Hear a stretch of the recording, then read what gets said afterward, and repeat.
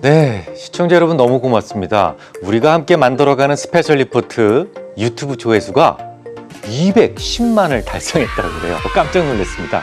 그래서 이 4월달 우리가 4번, 1년에 4번 공개 방송을 하는데요. 4월달 공개 방송은 조금 특별한 걸로 준비를 해봤습니다. 어떻게 하면 우리가 투자를 잘할 수 있을까라는 부분인데요. 4월 첫째 주 월요일입니다. 여러분 기다리겠습니다. 고맙습니다.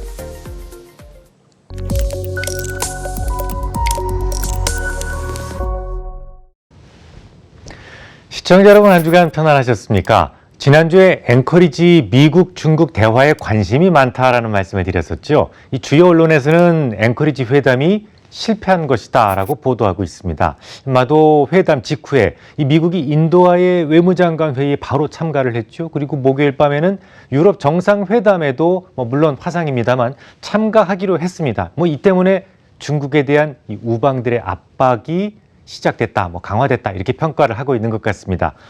여러분들도 그렇게 생각하십니까? 오늘은 앵커리지 회담에 대한 저의 생각을 공유해 드리도록 하겠습니다. 그에 앞서서 지난주에 가장 많았던 질문 하나 짚고 가겠습니다.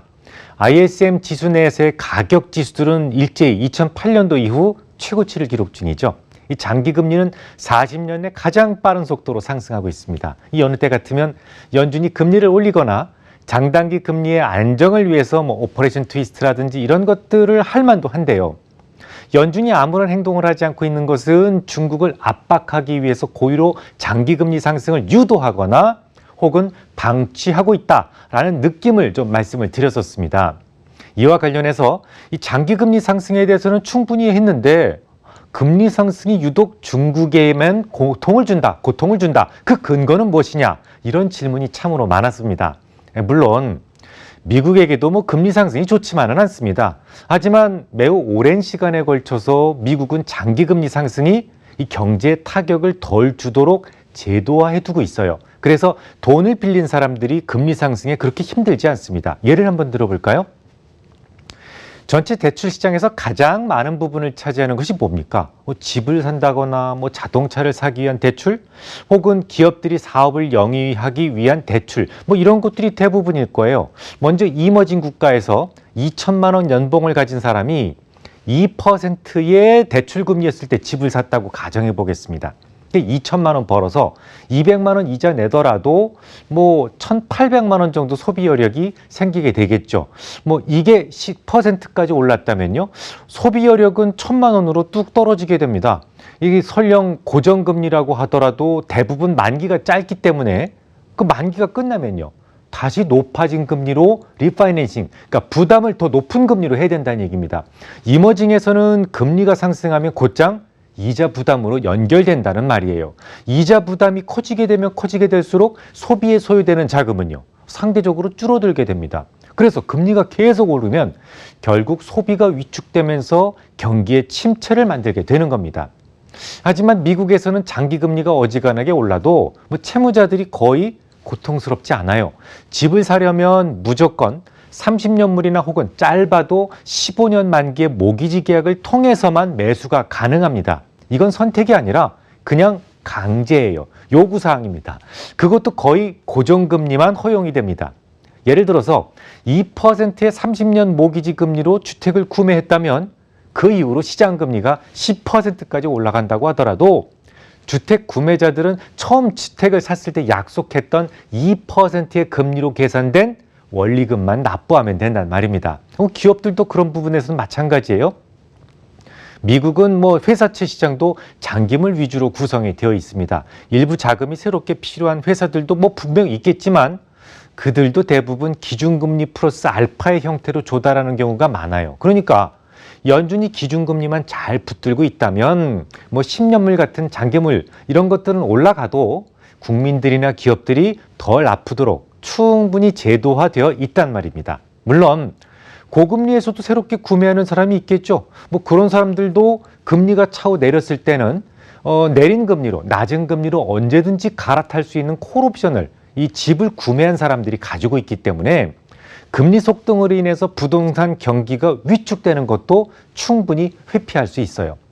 이처럼 장기금리의 상승은 미국과 이머징이 전혀 다른 영향을 주기 때문에 이 금리 상승에 대한 고통도 미국과 중국이 다를 수밖에 없는 겁니다. 그런데 말이죠. 사실 그보다도 훨씬 더 고통스러운 부분이 하나 더 있습니다.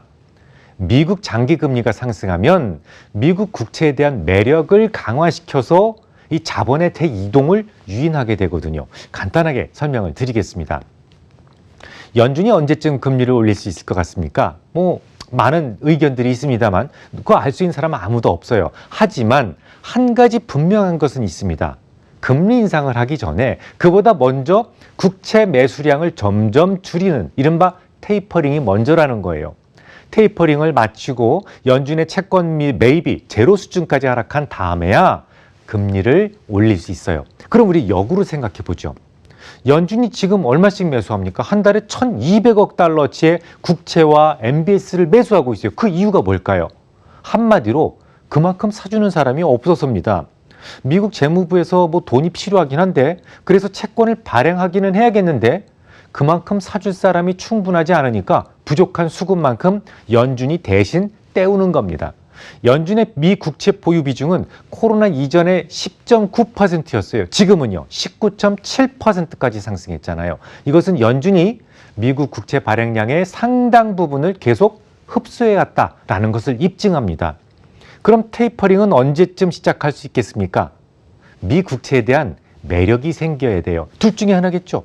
재무부가 쓸 돈이 많지 않아서 평상시보다도 덜 발행할 수 있는 시기가 되거나 혹은 금리를 후하게 쳐줘서 상대적 매력이 높아진다면 가능한 일이에요.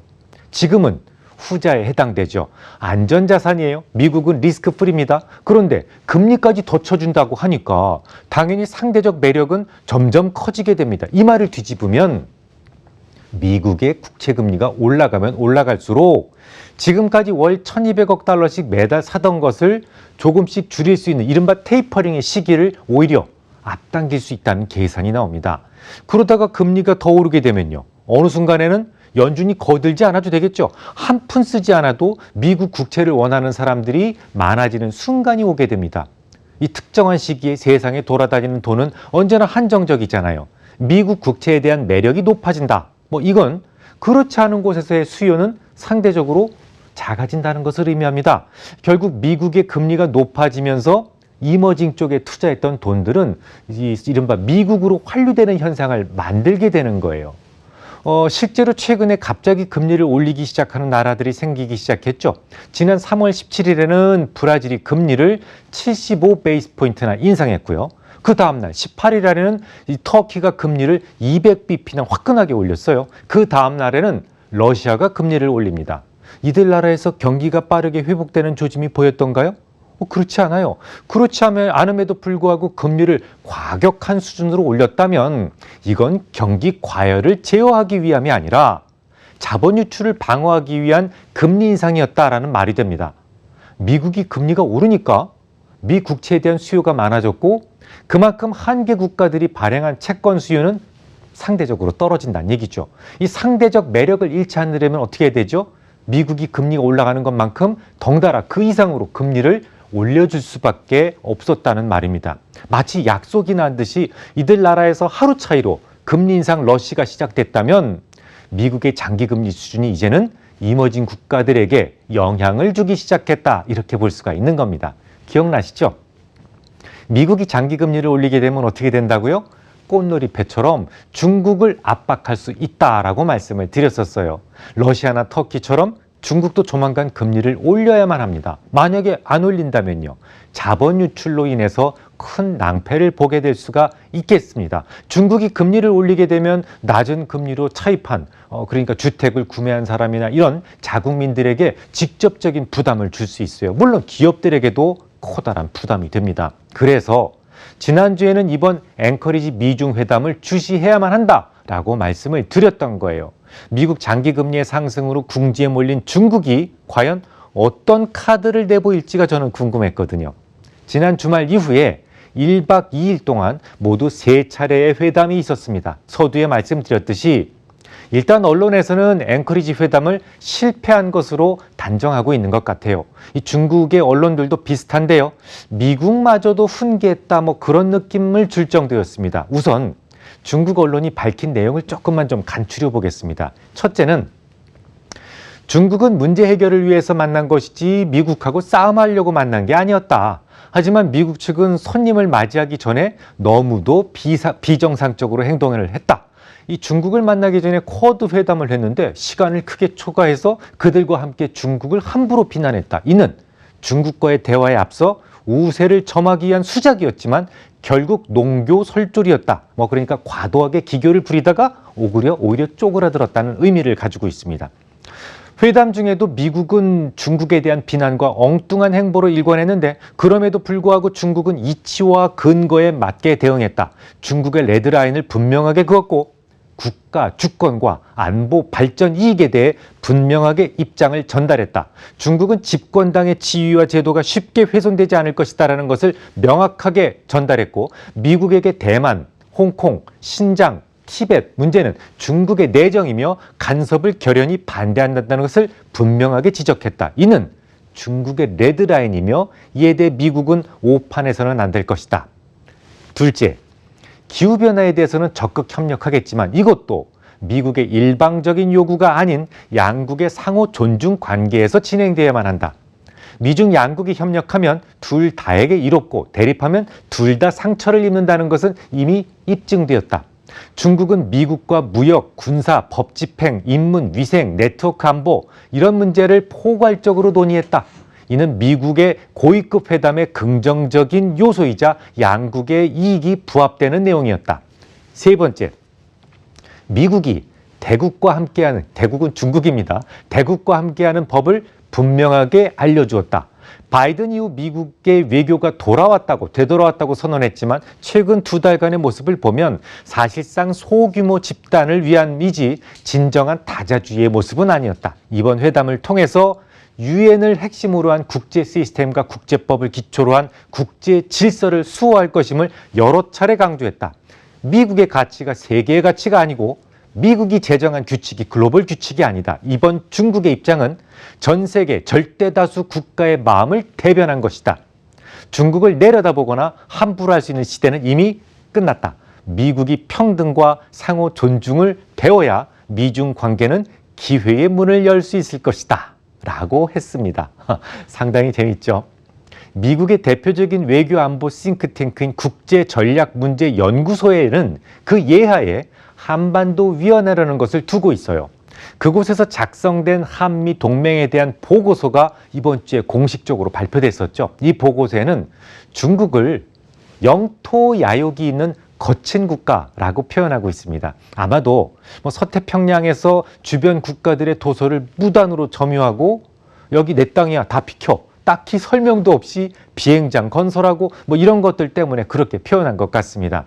국제심판소에서 중국의 불법 점유라고 판단을 했어요. 그럼에도 불구하고 지금까지 단 한 군데에서도 그들은 스스로 철수한 곳이 없습니다. 그런데 국제법을 기초로 한 국제 질서를 수호하겠다.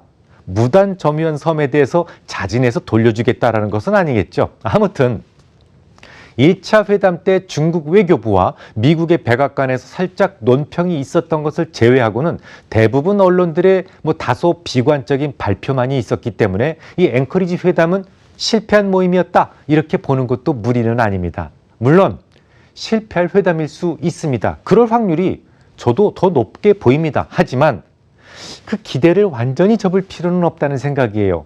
제가 그렇게 생각하는 이유를 설명드리겠습니다. 이 첫 번째 이유는 우선 이 헤드라인, 껍데기에 치중하실 필요는 없어요. 이 중국이란 나라는 아편 전쟁 이후에 이 불평등한 조약에 대해서 국민들이 매우 민감해 하거든요. 마치 우리가 미국에게 한 수 가르쳤어. 대국에게 함부로 못하러도 일침을 가했어. 이런 식으로 쓴 글은 국민의 정서를 감안해서 쓴 글에 불과합니다. 그래서 특히 중국의 외교 문구는 글자만 보시면 안 되고 행간에 녹아있는 진위를 간파하셔야 돼요. 이 대부분의 수사를 다 제외하고 오로지 붉은색으로 표시한 딱 2개의 문단만이 중요한 것 같습니다. 특히 두 번째 항목 맨 끄트머리를 주목해 주세요. 무역, 군사, 법 집행, 인문, 위생, 네트워크 안보 모든 문제를 포괄적으로 논의했다. 이는 미중 고위급 회담의 긍정적 요인이자 양국의 이익이 부합되는 내용이 있다라고 되어 있는데요. 이 말은 세 차례 만나면서 뭔가 오고 간 것이 있었다는 것을 의미합니다. 자, 두 번째 이유입니다. 대만과 홍콩, 티벳, 위구르에 대해서는 참견 말라. 그리고 레드라인을 밝혔다라고 했는데요. 지난주에도 잠시 거론해드렸습니다만 이런 식의 말들은 굳이 만나지 않아도 될 문제입니다. 글로벌 타임스 같은 극우 매체를 통해서도 얼마든지 목적하는 바를 이룰 수 있어요. 아무렴 그런 쓸데없는 말이나 하자고 미국의 두 장관이 백악관으로 돌아가는 길에 급히 만나자고 청했겠습니까? 중국이 밝힌 레드라인은 중국이 내민 어떤 딜의 전제 조건으로 제시되었을 가능성을 저는 높이 보고 있습니다. 그렇게 생각하는 이유는 언론들만 열심히 떠들었지 실제로 대화 당사자인 백악관에서는 1차 모임 이후로 2차와 3차 회의에 대해서는 이렇다 할 성명조차 없었기 때문에 그렇습니다. 그저 토니 블링컨 미 국무장관은 매우 유익한 대화였다라고만 말했을 뿐이죠. 셋째, 앵커리지 회담 직후 미국의 행보를 두고 중국을 압박하기 시작했다는 주장에도 동의할 수 없어요. 생각해 보십시오. 국가 간의 만남이 무슨 장난도 아니고 즉흥적으로 정해지지는 않아요. 앵커리지 모임 직후에 있었던 인도의 외무장관 회담도 이후 정상과의 화상회담도 이미 오래전부터 약속되었던 스케줄이지 앵커리지 회담 직후에 갑자기 중국이 미워서 압박하기 위해서 만든 것이 아니란 얘기가 됩니다. 정리해 보겠습니다. 지금껏 중국은 글로벌 밸류체인에서 중요한 공급망의 역할을 해왔어요. 아무리 공급망을 재편한다고 하더라도 중국 없이는 심각한 혼란에 빠질 수도 있기 때문에 미국은 상당한 시간에 걸쳐서 중국이 제자리에 돌아올 것을 설득했습니다. 하지만 아쉽게도 중국은 거부했고 미국은 결국 동맹들과 연대해서 중국을 제재하기로 결정을 했어요. 지난주에 EU에서는 신장 지역에 대한 제재를 시작했다는 말씀을 드렸었죠. 이것은 천안문 사태 이후 중국에 대한 EU 차원의 첫 번째 제재였습니다. 바야흐로 우방들의 중국에 대한 제재가 본격적으로 시작된 거예요. 뿐만 아니라 중국은 지금 미국의 장기금리 인상으로 인해서 매우 곤란한 지경에 처해 있습니다. 그야말로 정치와 경제가 모두 흔들릴 수 있는 상황이죠. 앵커리지 미중 회담은 위기에 처한 중국이 절벽의 끝단에서 매우 중요한 딜을 제안하기 위한 만남이었다라는 생각을 지금도 가지고 있어요. 물론 중국 측에서 어떤 중요한 제안을 했다고 해도 이미 시작된 제재를 처음으로 되돌리기는 그렇게 쉬운 일은 아닐 겁니다. 저는 그래서 80% 이상의 확률로 미국과 중국을 중심으로 한 신냉전의 시작을 저는 그렇게 될 것이다라고 생각을 하고 있습니다. 하지만 백악관 측에서 아직까지 아무런 코멘트가 없어요. 그 점은 아주 작은 희망까지는 버리지 않아도 되겠다라는 생각을 갖게 합니다. 이 중국 증시에 대한 비중을 계속 줄여야 된다는 말씀을 드려왔었는데요. 고객들을 위해 제공하는 모델 포트폴리오에 공식적으로 남아있는 중국 비중은 고작 3% 남아 있습니다. 이 비중을 다시 높이기 시작할지 아니면 나머지도 모두 정리할지 여부에 대해서는 앞으로의 상황을 보고 다시 전략을 수정할 수도 있겠습니다. 다음 주에 뵙겠습니다.